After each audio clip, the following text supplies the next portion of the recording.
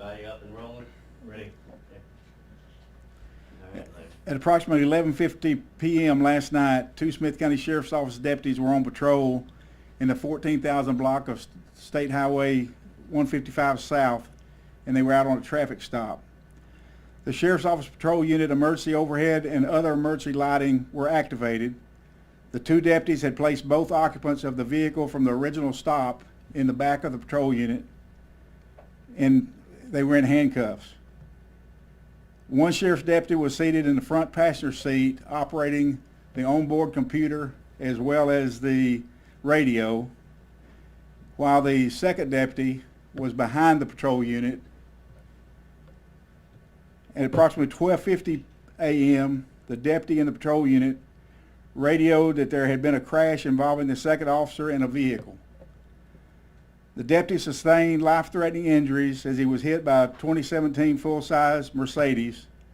The deputy in the passenger seat was injured as well as one of the detained individuals in the patrol unit.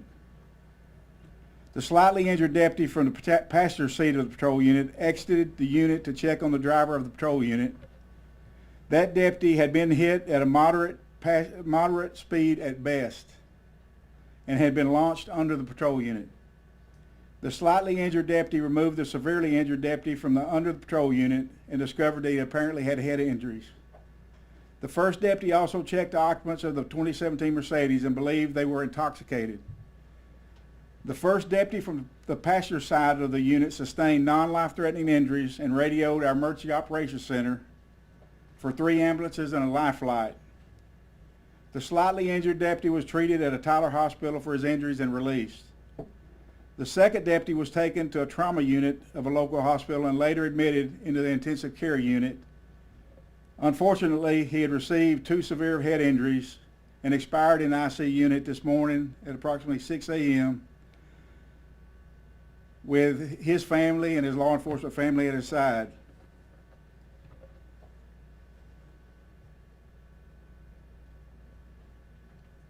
Justice of the Peace Precinct Number 2, Andy Dunklin, was notified and ordered the body to be of the deceased deputy to be taken to Southwestern Institute of Forensic Science in Dallas for an autopsy. That body of our deceased deputy was escorted to Dallas by Smith County Patrol deputies. DPS troopers were dispatched to the scene to investigate the crash. Both the driver and passenger of the Mercedes were taken into custody by DPS troopers. The passenger was arrested for public intoxication, and the driver was arrested initially for intoxication assault, which will be upgraded to intoxication manslaughter. Let's see. Smith County Court of Law Judge Taylor Heaton Mirandized or magistrized the driver of the 2017 Mercedes, set his bond at $750,000. The driver was identified as Daniel Nyanzi Nayabuto, 21 years of age, of Grand Prairie, Texas. He was processed at Smith County Jail and immediately transferred to Gregg County Jail at my direction, where he remains at this time under a $750,000 bond. That's all we're going to release at this time. We're not going to release the name of the deceased deputy at this time. I'm sure he's got some kin. We were there with the immediate family, but I'm sure they have relatives in other areas, and we want to make sure all of them have the proper amount of time to be notified before we do that. So that'll probably be available sometime later this afternoon. Sheriff, can you tell us the deputy's age and how long they've been with the department? They've been with the department 5 or 6 months. Matter of fact, the deputy was, the reason it was a 2-man unit, he was with a field training officer. And he was in what we call the ghost phase, which is the last phase of the training, FTO training process. And the last night would have been his last night of the ghost phase, where he would have been out on his own. He came from, he's worked for 2 other law enforcement entities. In his 5 to 6 months here, he's become to be very loved by all of his cohorts and co-workers, and he was doing a great job. Can you tell us anything about the deputy that wasn't injured, the training officer who helped take control of the scene after the wreck?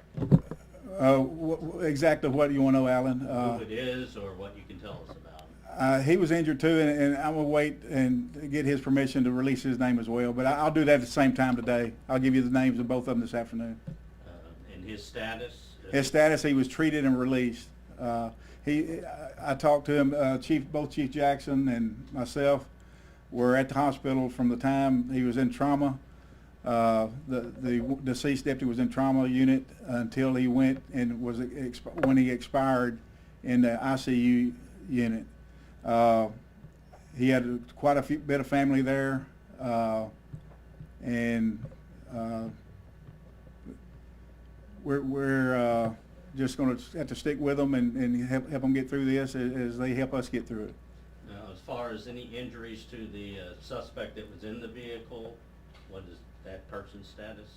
Okay, the suspect that was in the vehicle who hit our deputy, and also it's not in the release, but he did do some damage to the back of our patrol unit as well. He struck it as well,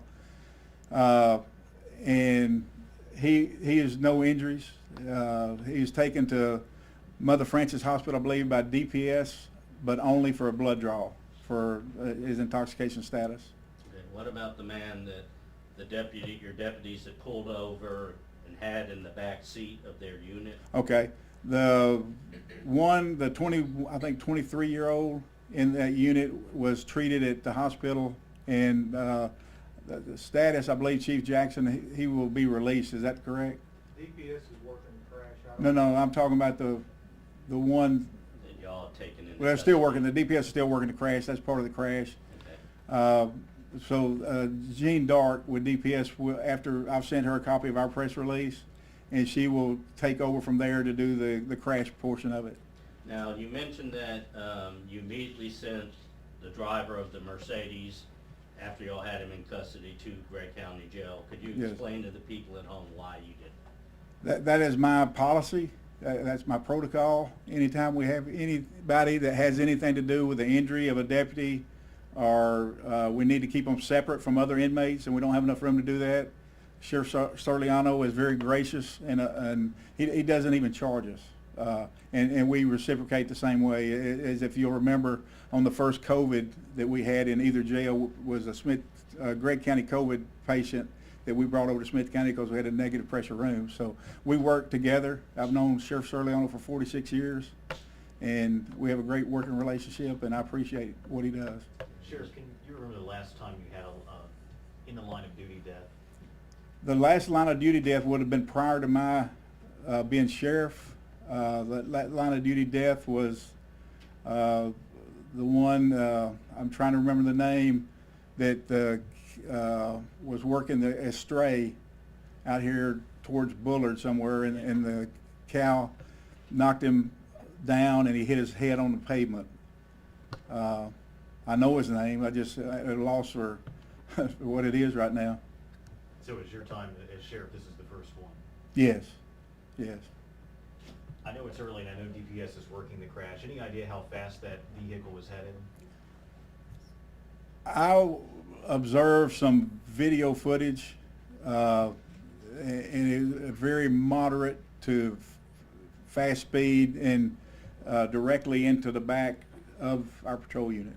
I mean, it was not even, he was on the shoulder.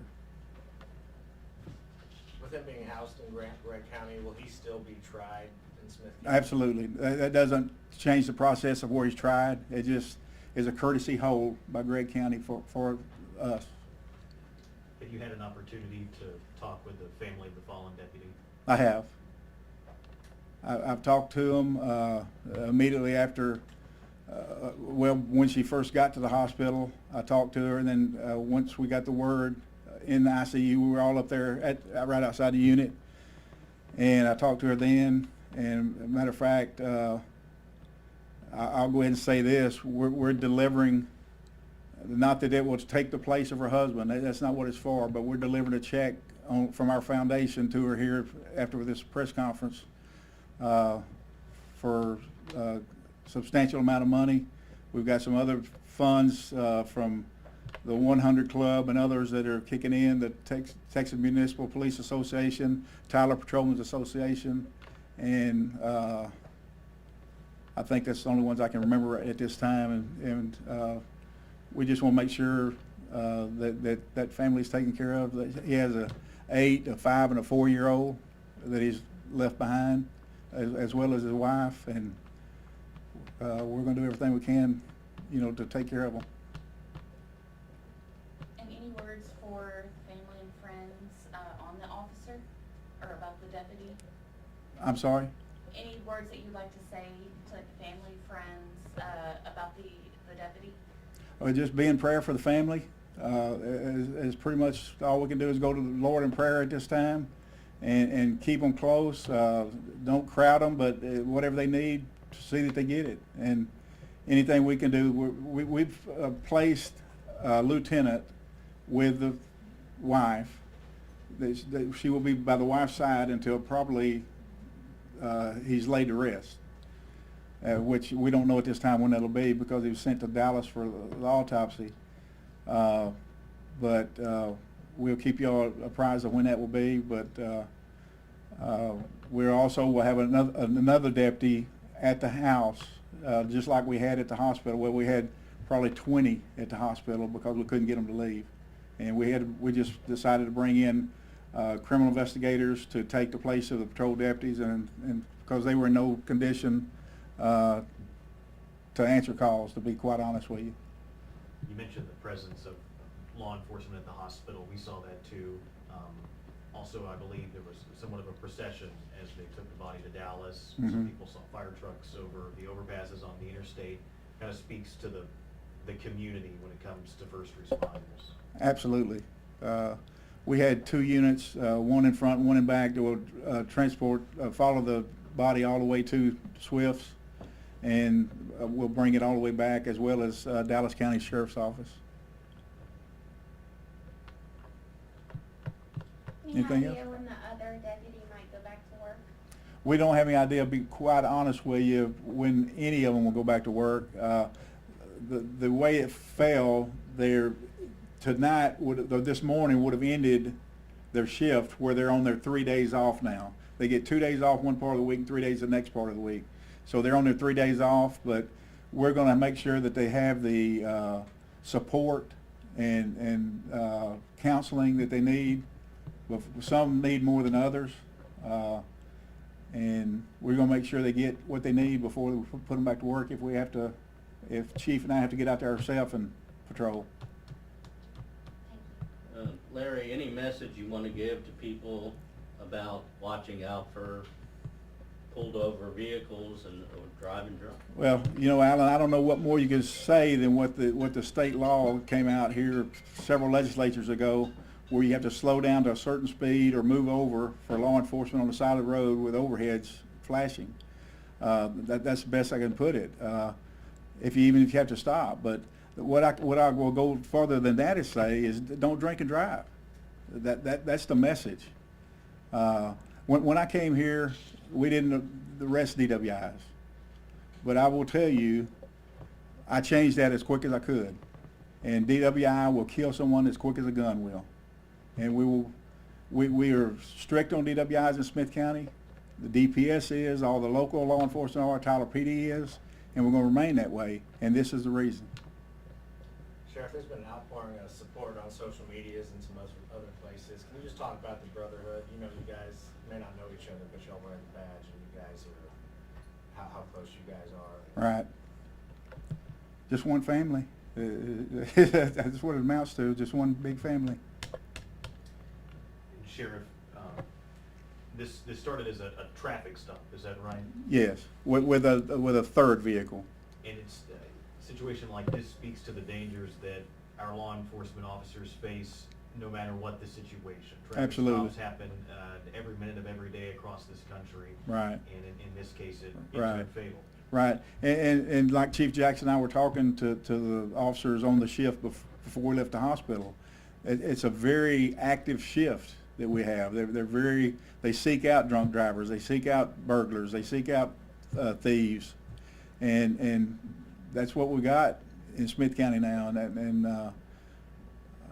I can't say enough good about the work they do. They take care of one another, just like they exhibited. From all being by the family side till he expired. And we'll remain by their side until they don't need us anymore. Anything else? Thank you, Sheriff. Thank you. Here's some copies of the actual press release.